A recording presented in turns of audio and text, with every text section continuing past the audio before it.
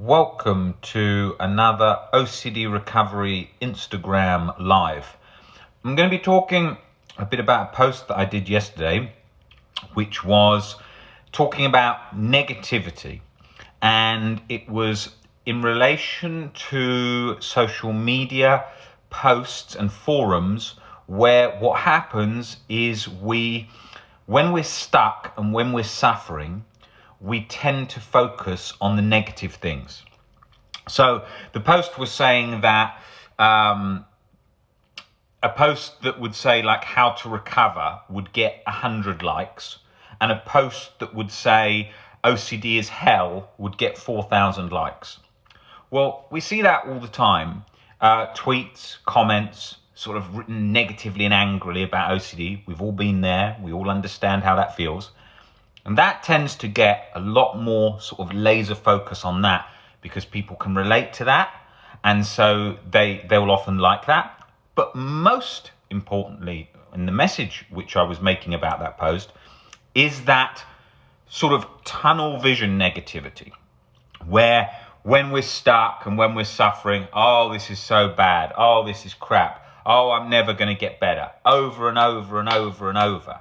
And that laser focus on that leaves us completely stuck, thinking, how the hell are we ever going to get out of this situation? And you're not going to get out of this situation if you're constantly focused on the negative, if you're constantly fixated on there's no hope. If you're saying to yourself all day long, there's no hope, I'm never going to get out of this, this is impossible, over and over and over and over and over and over, of course you're going to feel very, very stuck. And you're not opening any doors for change, for constructive steps towards recovery. And that is absolutely key. Now, I know this is when suffering with harm OCD, POCD, all of these, there's sort of the guilty lock. I mean, I was locked in chronic guilt and chronic anxiety for years, 24/7, completely locked in there. You've done something in the past, you're written off. That just you can't even look anyone in the eyes after what you've done. You feel so bad, you're so rotten. If only that thing hadn't happened, you'd be fine. And that's what my life was like, locked in that 24/7. So I know that consumed feeling. I know reading anything and thinking, how will I ever get better when this real event happened? How am I ever going to get over that, especially with the likes of POCD and so on? And what happens is because people feel so like that negative cycle is just going on and on and on and on. And we have to change that. For years, I went from specialist to specialist looking for help. And I realized after a while that although I'd learnt some key tools about thoughts are thoughts, changing my relationship with thoughts, until I came to the works of Stoicism from the Greek and Roman philosophy and packaged well by the founder of CBT, Albert Ellis, in his core principles of his work, Unconditional Self-Life and Other Acceptance, I couldn't get that chronic guilt and that chronic anxiety to release. So no wonder I was feeling like there was no hope all the time. I had felt no movement. I was like, if there was a real event and that real event happened, then for me, there is no way at all for that to budge, because if it happened, that's it. And that's what OCD does. It looks to something and goes, if you've done that, then you're finished. If you did that, then everything's finished. And that's where I was locked, 24/7 in that, okay? And so I had to learn to see things differently, because humans have these very rigid perspectives of things, very rigid. If I did this, this makes me a bad person. I had to deconstruct the argument of what was a bad person to see it as a made-up Disneyland content thought that we all tend to have as humans. Doesn't make any sense. I had to learn about how humans come to do things, how they can do acts that we see as bad or wrong because of other acts that came into play that made things happen, our genes, or all things out of their control. Okay, and I had to learn to stop rating the self as good or bad and seeing it as a highly complex, ever-changing process, which is what the self is. I then had to learn to see that I could have compassion for others that had done things that I found much more frightening or much more scary. I then had to have compassion for criminals who'd done the things that I thought were the worst things in society, seeing that I disliked the act, but I did not need to write off the human, that I could understand that. But not only could I understand that even in lots of cases where my OCD was latched to crimes, to harm, to so on, that I could lay in bed peacefully at night knowing that even if under those circumstances, not saying that I didn't, it was OCD, but say OCD is always going to make it feel so real, that even if I had harmed in the past, even in that instance, I could still have inner peace. I did not need to frantically, compulsively work everything out in my head. That didn't mean I did it. It meant that even if it had happened, that I could be at peace with it in reality. And at first, oh my God, that felt like a mammoth task, climbing Everest. How would I ever do this? How would I ever accomplish this? How would I ever achieve this? But little by little, as I started to learn more of the steps of acceptance and breaking things down rationally, I started to see that fear is an illusion, and the things we are terrified are not what we think they are.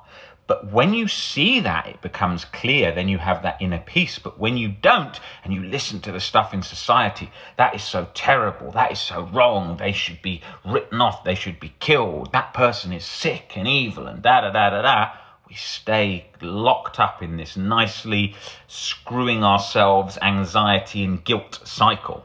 And so it took a long time to see that and to understand that. That's what my work is about learning to change our perspectives on those core fears. Because so often when somebody is sort of recovered from OCD or so on, they think they're recovered, they still have lingering fears of guilt and anxiety because they haven't deconstructed those irrational beliefs, because most humans haven't, and most of society believes them. Society believes crazy things like well, up until recently, gay people should be killed, or gay people should never come out as being gay. Being gay is a sin, or somebody who holds a racist belief should be killed, or somebody who holds a racist belief is written off as a human being. I mean, humans hold beliefs on racist things, homophobic things, as all humans have had crazy beliefs or different beliefs to they've had when they were a child. So the human's belief is not the whole of the human's value. That's a belief they hold at this time. You may have been religious in the past. You may not be religious now. You may have been a bit racist in the past and you're not racist now, have racist beliefs now. You may have had homophobic beliefs in the past that you don't hold now. You may have had beliefs about criminals which you don't hold now. You may have had beliefs about certain people and now you don't hold those, or whatever. Human beliefs are not human values, but society tends to bulk them together because it's nice and easy and it makes great sensational newspaper headlines. But the problem is then people all get more and more irrational as they do, and then we start writing off everyone, and then we can get ourselves into terrible positions in society.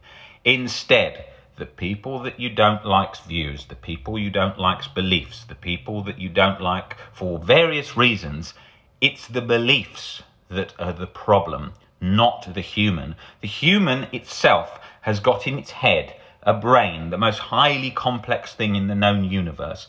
It is an incredible, incredible thing, the human being. And we write it off. Oh, he thought that. Terrible. Oh, they said this. Terrible. Absolutely irrationality at its finest. And we see it so much today in the kind of cancel culture stuff, which although has great elements in terms of making constructive change, has very bad elements in terms of writing people off and causing hate. Really not good. We've done some videos on that, on social justice related OCD and cancel culture OCD, because that's so common at the moment. Probably 1 in 5 people that come into me about racism related OCD. What if I have a racist belief and terrified of that? And then they're sort of compounded by social media accounts they've seen sort of shaming really badly things if anyone has a racist belief or whatever, and they feel more compounded and they don't want to tell anybody or anything. So we have to learn to deconstruct these irrational beliefs. That's where we're going to get better. That's what's going to make a huge change to our life, learning to be more rational. On a day-to-day basis, I have no chronic anxiety, no chronic guilt. I'm pretty healthy. I say pretty healthy. I would say I'm very healthy. I've got lots of energy. I can work all the time when I want to and feel great. I can work out loads and feel great. I rarely get the flu. I probably go to the doctor once a year. And in the past, I used to, when I had OCD, I was constantly fatigued, constantly tired. I have some health problems out of my control genetically. As I've mentioned on here, I have my father had a lot of problems with his stomach genetically. My father is also narcoleptic. And so I had a condition called LPR, which flares up now and again, randomly, not really to do with stress, just completely random, probably some kind of nerve-based thing, most likely genetic, maybe was sort of exasperated by the time it was sort of the time I was suffering. But overall, for me, I feel great, and I don't really have any problems like I used to have. I mean, maybe an ache or pain from working out too hard, maybe. What other things do I possibly get? Some eczema occasionally. Not really anything. And I can't highlight enough, when I was in those twos and fro's of anxiety, pushing and pulling all the time, I was being worn down from every angle. Really bad sleep, really flu and cold all the time, shivering all the time, really bad digestion, terrible gastroesophageal reflux disease, muscle cramps, back pain, going to massage all the time, going to acupuncture all the time to get rid of that. The framework that I built in my thinking provides a framework that means OCD can't ever get that grip. There's nothing to get grip with. I can't think of something or something could happen that could cause a long-term chronic anxiety. Even if I got a disease now, right? Even if I got a disease, it would be, and let me just demonstrate something to you, because I think this is really important as well. Everything that I say about OCD, I can do. Okay, so I'll demonstrate it with this. Even if I got a disease, I hope I get cancer. People wouldn't want to say that. I wish I get cancer. People would not want to say that. I wouldn't have wanted to say that in the old days. Why? Oh my God, maybe you're jinxing something. Maybe that's going to happen. It's nothing. It's words. What happens if I log online now and see Rob's got cancer? Maybe. There's no fear there. Now, even if I did get cancer, I'm sure I'd find it challenging, and I'm sure I would learn to adjust to it. But there's no fear on any of these things. I could wish it on anybody. I could wish it on myself. I wouldn't have a harm feeling. I hope my next door neighbour gets terrible cancer and dies next week. Makes no difference. I really hope that happens. I really wish that happens. Makes no difference. In the past, I would have hated that. Oh my God, what if they do? Oh my God, what if I look at that plane and suddenly it crashes? No difference. So inside, there's no chronic guilt, no chronic anxiety, because there's that robust framework where it hasn't got that, okay? It doesn't go from 0 to 100 in that panic. It used to just go zooming straight into that in those kinds of situations. What other things could I say to demonstrate that? I can't really think at the moment, but those points are important, because people often think, oh my God, these things mean things. It doesn't mean anything. It means nothing. But what if it does mean? Well, we'll take the risk it does. If I get cancer tomorrow, I'd probably be more concerned about having the cancer than me saying a couple of days ago, I wish I had cancer. So you're building a framework so that you can't be chronically anxious, you can't be chronically guilty. It's a framework that works. How do we know? Because there are people who've got cancer that are not anxious. Why? Because they've accepted it. There are other people that are terrified. So we know it's the change in beliefs. Anything there's a change in beliefs. There's people in prison that you'd think, oh my God, he's got 50 years. How is he ever going to be calm? He is calm. He's playing cards. So that shows that humans they can adjust. Acceptance is everything with this stuff. It is everything with this stuff. It makes all the difference. If I tried to use the framework of leave thoughts there, it would be disaster. It would work sometimes. I'd be coasting loads of times. Anytime I got ill, I'd be panicking. Anytime something went wrong with my life in any way, I'd be panicking, because there is no robust framework. It's weak. It's very weak, that framework. Any disaster in life, I wouldn't have the tools how to handle. Any death, I wouldn't have the tools how to handle. It's a weak framework. So we are looking to build. It's like if you were working out in the gym and you just do cardio and no weights. You could fall over, you could break a bone, injure a muscle, anything, because you haven't got that robustness from the support you get from the muscles. Now, if you had only worked out one muscle group, then you would be weak in the other muscle group and be overcompensating with one. Hence why people do the same most common injuries all the time, because they're sitting on a computer all day long, then they do one thing really strong the other way, and then they pull that muscle or injure that muscle or tear a rotator cuff or something, because they haven't strengthened all these other areas. Now that's the same as your brain. In your brain, if you've just worked on getting comfortable with some OCD thoughts there, what the hell are you going to do when something comes along that's some kind of real event? You're not going to have any tools to deal with that. That's something I've been speaking about for years. Unless you provide people with the tools to be able to deal with whatever life throws at you, then when it does, they got nothing.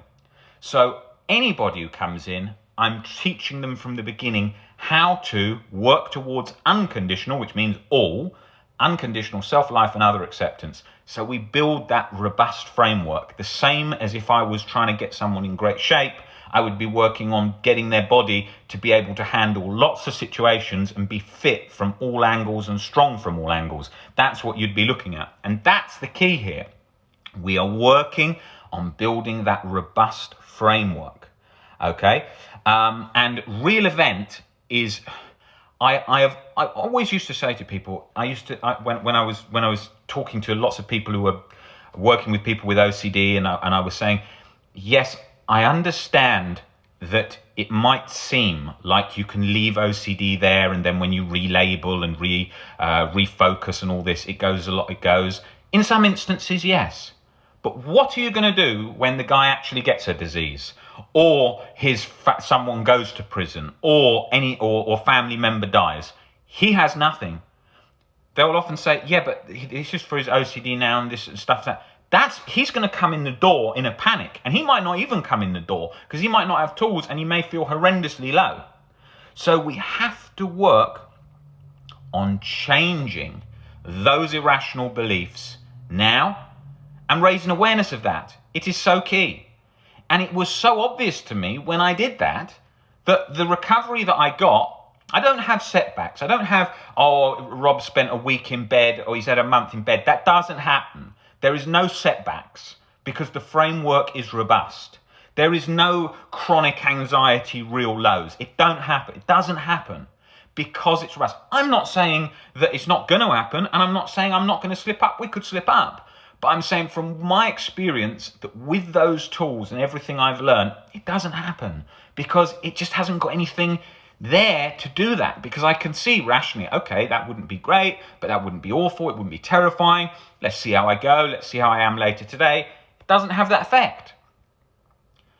Real event keeps so many people stuck because they think this ain't OCD, so what the hell's Rob or anyone going to do to help me? So the first thing that I'm bringing in and intervening with in the first session, bang, is to say to them, it doesn't matter what you could have done. That's why the book's called How to Stubbornly Refuse to Make Yourself Miserable About Anything, because it doesn't matter. It doesn't matter if you're on death row. It doesn't matter if you've got terminal cancer. It doesn't matter if you've lost all your friends and family and you're on the street homeless. None of that matters to your internal peace. What, Rob? How could that not matter? We know it doesn't, because there's people in those situations who have got peace, and it's their perspective of it. This has been seen from the past in the Greek and Roman philosophy by the likes of Marcus Aurelius, Seneca the Younger, Diogenes, who was homeless on the street, and all the other harsh adversities they faced at those times. When you think of those things, it stood true then, it stands true today because it's reality. This is not a method. People say, oh, Rob, what's your method? It's not my method. This is opening your eyes to reality and seeing rationally that these things aren't what we think they are. They're not scary like we think. So that is what I wanted to really focus on today.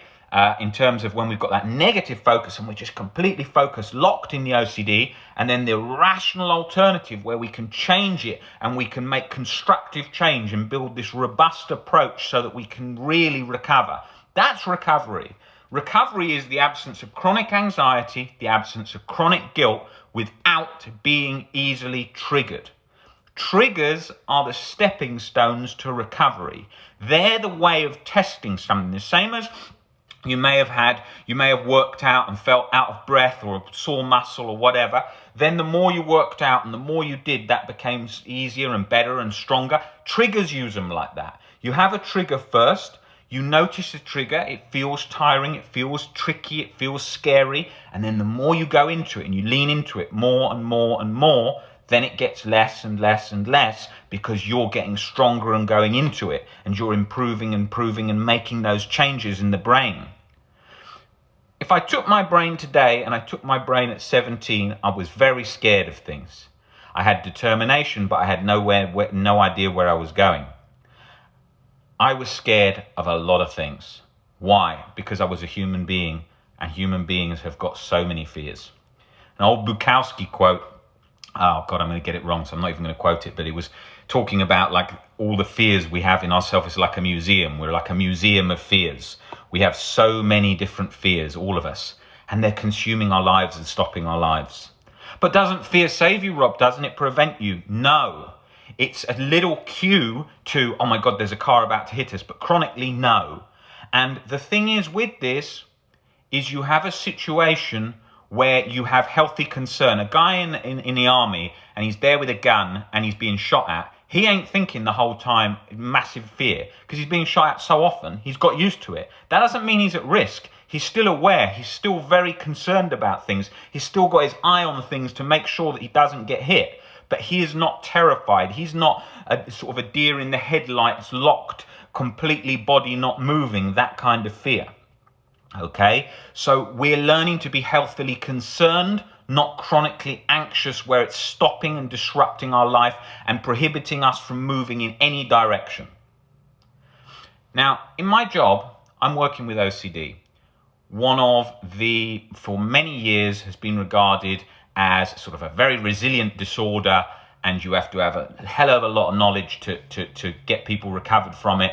And it was, and obviously I have it, and you can't cure it, remember, because it's most likely a genetic thing, but I can't notice it in anything, barely. You'll notice it in one thing, maybe if you're turning on and off switch on a hob or something, you may notice it try and jump in for a second, but that's about it.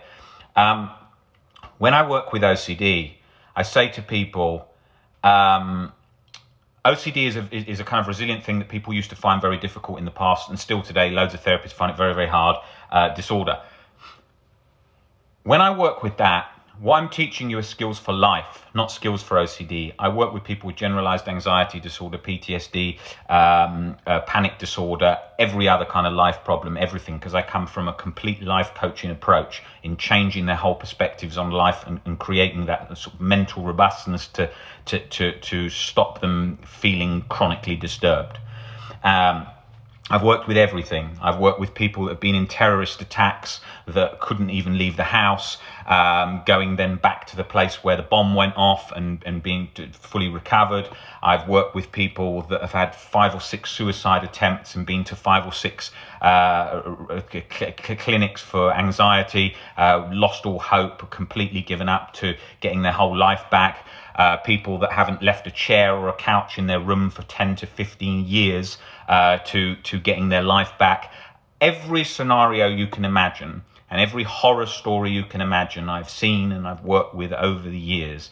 And OCD And as I was saying, because it has that sort of been working with so much, and I plan on working with for so long, but I will be doing a lot more stuff on life in general and getting into all human disturbances in relation to that. But my main focus is and has always been working with OCD, because it's something that's so in the dark.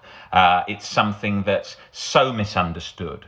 It's something that the people involved in helping it don't usually understand it. It's something like that. You've only got to look at the recovery rates and how up and down things are, and how little information people have on so many areas of it to see that. So I think that's really important. I think from a motivational point, you do need to think about what your situation is, okay? It doesn't matter how bad the situation is. It doesn't matter how long you've been stuck to get recovered. People say to me, Rob, I've been stuck for 25 years. That means there's no hope. That doesn't mean anything. If you've had the same irrational belief for 25 years until I changed that with you, no wonder you were stuck. It doesn't matter how bad your life is around you. You could be home. People have come in that have been homeless, that have raised the money to come in for one-to-one or group sessions, and they're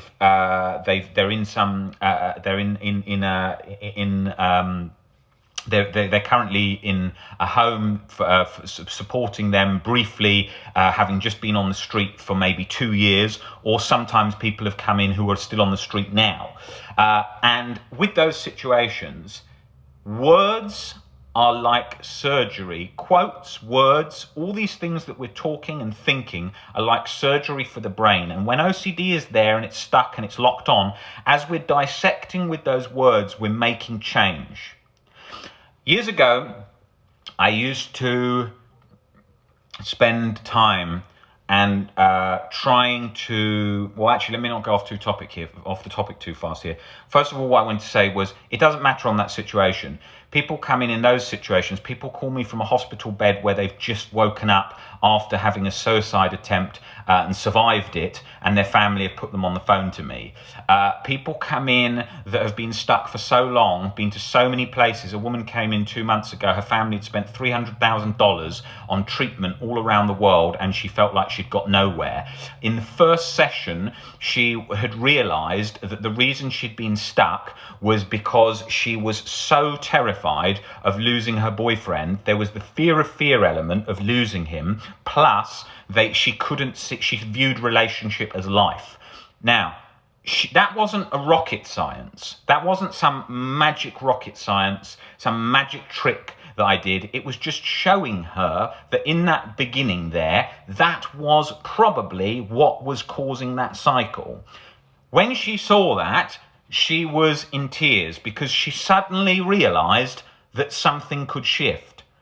That happened to me on many occasions, especially with Real Event, where I suddenly got under a core irrational belief and felt release and was like, this can actually be done. But the difference for me, I didn't have that support like I try and provide here with you guys. I didn't know where I was going a lot of the time, so it was very difficult. Now, with those situations, with those people that are very stuck like that in those different things, they can still recover. So then if you think of yourself where you may have family around you, you have the roof over your head, you've got the books, you've got all these things, you have got so many opportunities. These people often have so low opportunities. Some people come into me, they haven't left a chair for 10 years. They've gone out, they go up to their bedroom, but then they come back to that chair because they're so imprisoned by contamination OCD, closing off all areas of their life around them, right? So there's so much stuff that's so limiting. I never know when I pick up the phone and I'm booked in to see someone what the story is going to be on the other end. I have no idea what's coming. Some stories, even today, they hit me and I think, whoa, that's tough. Yeah, that's going to obviously happen. It's not. I hear a lot of stories like somebody who's in a hospital in ICU. I see a lot, so it doesn't hit me like that. But sometimes I do hear ones and I think, Jesus. You know, and some of them they get to you on some level because you hear things that are very, very sad, especially if you have, say, an 18-year-old girl who said she wanted to jump from a shopping center because of OCD or something like that, and then she's got POCD and she's never told anyone, and then nobody understands her, and then she makes that change and she gets better.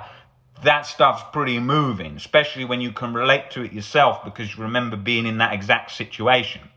Now, most sessions that I do are across the range. Obviously going to be the average. Are people chronically stuck, feeling like they can't get better?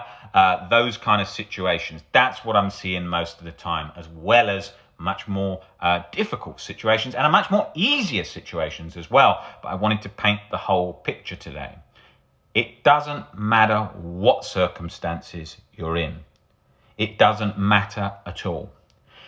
Some people come in with language barrier where they can't speak English. We've obviously brought in translation service to help them, but it can still be their culture and their background have many irrational beliefs in, can make it very hard. I mean, if you're trying to come to terms with HOCD in Saudi Arabia, that's not so easy, where it's a pretty serious offense there. So they have to change their perception and work on that. And they've been in that reality. They've been in that world for so long, they can't see any other way out of that. Okay? So we have to work on shifting our perspectives bit by bit and making this change.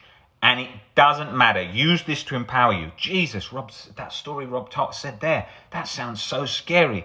That sounds so frightening. But you've only got to look. If you go through our page and you scroll down and down, you'll see those stories and you'll see the hope. It's not about how scary it was. You look at Elena Fern's story on our page from about a year and a half ago. She was in Manchester Arena watching an Ariana Grande concert at the front, and a bomb went off, and she was right in it. Her whole body completely locked up with anxiety. She couldn't move. She had to be carried out by her boyfriend. Obviously, horrible things happening all around her because the bomb had gone off. And she then spent a year locked in PTSD and anxiety, completely finding it very hard to go near anything. She even heard a mention of the event, she would lock up. She couldn't see it on TV. She couldn't do anything. And there's a video on our YouTube channel and on our Instagram page about her journey, where you can see her at the front of the Ariana Grande concert 2 years later, where she was there going to the scene of where the bomb was, and she had no anxiety and she had the time of her life. That demonstrates to you that you can overcome anything. That is key to focus on when you're stuck, when you feel there's no hope. 20 years stuck, 30 years stuck. People come into us in their 60s and 70s, okay? OCD isn't something that just goes away with age. It doesn't matter how long. It doesn't matter how severe. It doesn't matter how many places you've been to.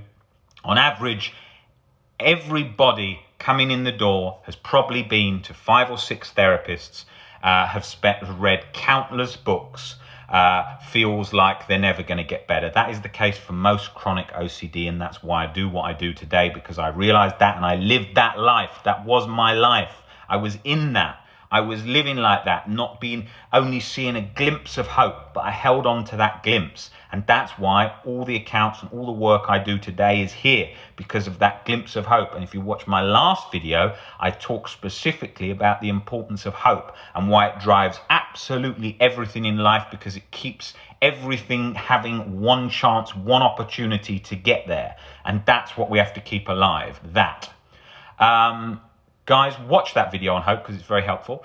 I will be back on the next Instagram live in the next few days doing a question and answers, so I can cover all your questions that you want to ask on here. If there's any questions you want me to cover in that Instagram live, DM me on the Instagram account, OCD Recovery UK, this account, and I will get those covered. Guys, thank you very much for watching this, and I will see you on the next Instagram live. Take it easy.